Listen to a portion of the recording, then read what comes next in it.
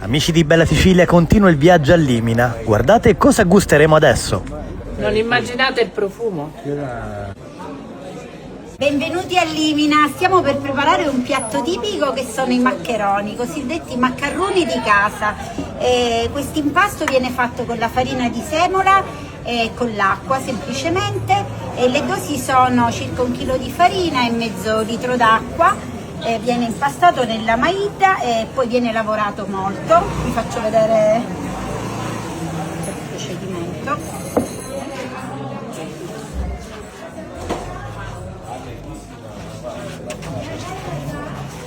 Si impasta affinché il composto non diventa abbastanza duro e malleabile.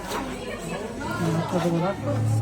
Vediamo quanto ne prende. Di solito la dose è questa: la metà di acqua sulla farina.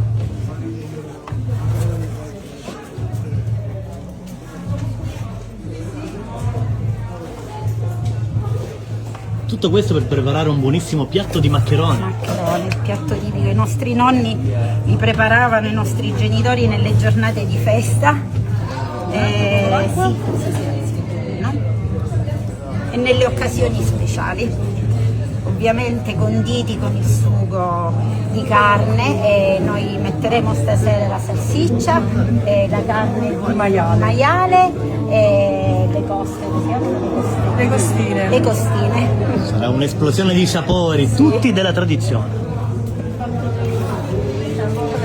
Si deve raffinare perché la pasta non diventa ok.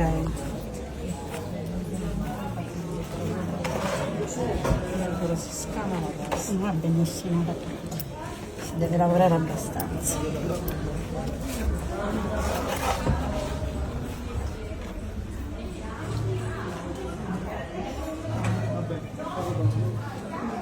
Tanta fatica, ma alla fine il risultato finale Sì. ripagherà Ora tutti gli sforzi. vi faccio vedere il risultato finale. Eccolo qua. Guardate. Che poi saranno cotti e conditi con il sugo. Eccoli qua. E allora quale invito facciamo per questi 2 giorni? Venite, vi aspettiamo a Limina per gustare i nostri buonissimi maccheroni. Allora facciamo un passo indietro, così vi faccio vedere, vi mostro come realizziamo i nostri maccheroni. Tagliamo un pezzettino del nostro impasto,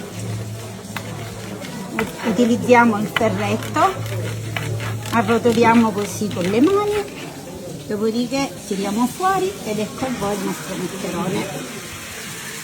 Ed ecco a voi il piatto ultimato, i maccheroni col nostro sugo di carne, di maiale, e l'ultimo passaggio è la ricotta a forno.